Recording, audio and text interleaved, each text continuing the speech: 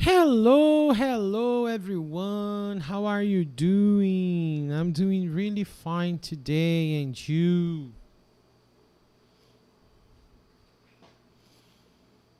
Well, today we're going to talk about the passive voice, right? Do you know what the passive voice is? Como de costume, nós vamos começar falando em inglês, vamos dar toda a nossa aula em inglês e depois a gente vai voltar falando português com vocês, ok? All right, so let's start the class today. Today we're going to talk about the passive voice. We're going to learn about the passive voice. Some people are scared of the passive voice, but there's no reason for that because the passive voice is really simple to be understood, right? So, first of all, let's understand what the passive voice actually is, okay? The passive voice is used when the subject of the clause, the subject of the sentence, okay, is not the one who is performing the action, but is the one receiving the action, is the object of the action, right? So, for example, Maia washed the red car. In this sentence here, Maia is the person performing the action. So this sentence here is in the active voice. Let's turn the sentence into the passive voice, okay, so you can understand what the passive voice is. The red car was washed by Maia. This by Maia here is optional. I can say only the red car was washed. I'm going to say that it was washed by Maia only if it is important to the sentence, all right? If it's not important to the sentence, there's no need to mention the performer of the action, the doer of the action, right? So, in this case here, the second sentence is in the passive voice because the car, the red car, which is the subject of this clause, is not the person performing the action, but it's the object, okay, that is receiving the action. It's the object of the action, okay? But now, teacher, how can I form a sentence? How can I make up a sentence in the passive voice? Okay, we're going to use this structure right here. Subject plus the verb to be plus the past participle of the verb, okay? If it is an irregular verb, I'm gonna have to know the form and use it. If it is a regular verb, the past participle is formed by ed, just like the simple past, okay? So take a look here at this sentence. The Eiffel Tower was built in 1887. The Eiffel Tower, the subject, was the verb to be, built, the past participle in 1887. Okay? But now pay attention. This sentence is in the past, right? Now pay attention here. New York City is visited, okay? New York City is visited by millions of tourists every year. New York City, the subject, is the verb to be, visited, the past participle, by millions of tourists. Here it's highlighted because, as I told you, it's optional, but if you want to mention the performer of the action, if you want to mention the doer of the action, you're gonna use the preposition by. So New York City is visited by millions of tourists every year. Pay attention to one thing here. In this sentence here, I used is. And in this sentence here, I used was. Why?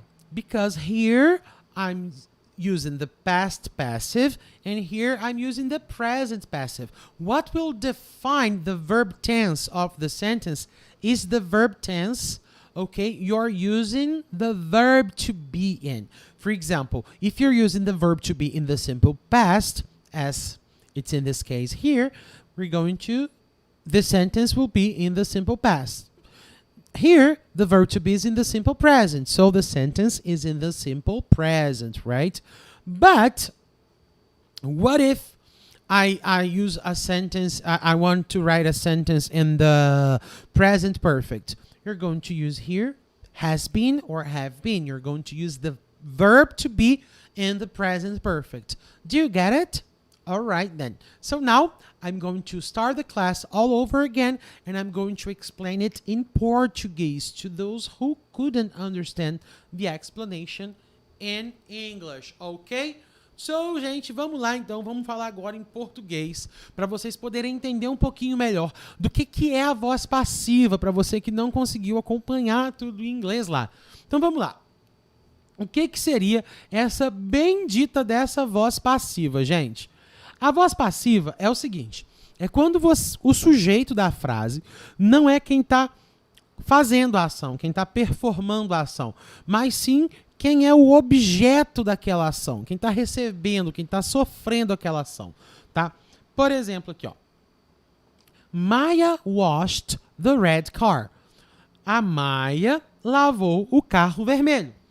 Essa frase não está na passive voice, ela está na active voice, na voz ativa. Por quê? Porque foi a Maia que lavou. Mas e se eu colocasse o carro vermelho como sujeito da frase?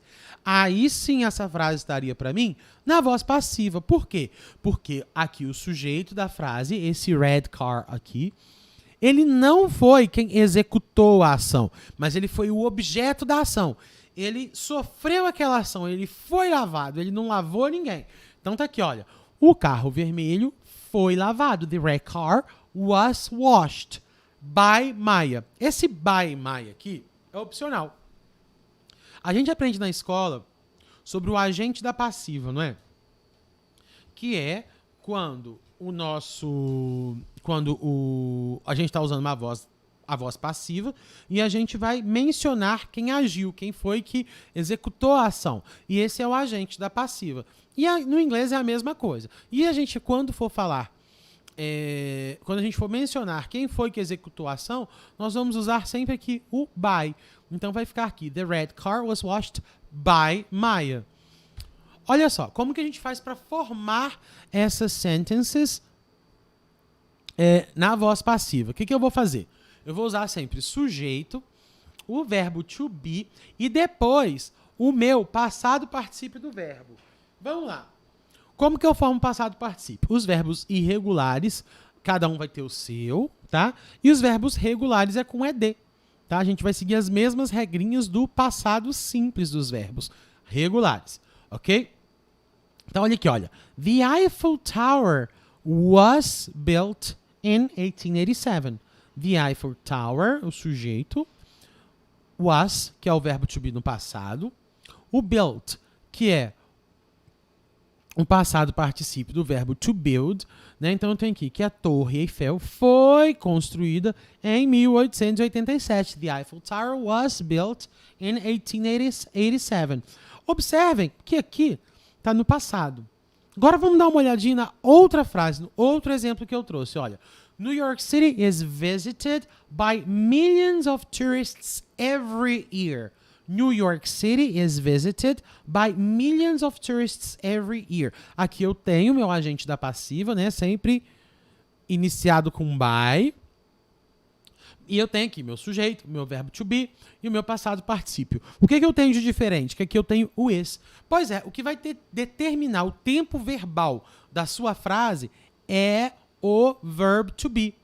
Tá? Se o verbo to be estiver no passado simples, então a frase está no passado simples. Se o verbo to be estiver no presente, a frase está no presente. Se o verbo to be estiver no present perfect, tipo has been, have been, a frase vai estar no present perfect. O que vai determinar o tempo é o verb to be. Entenderam, galerinha?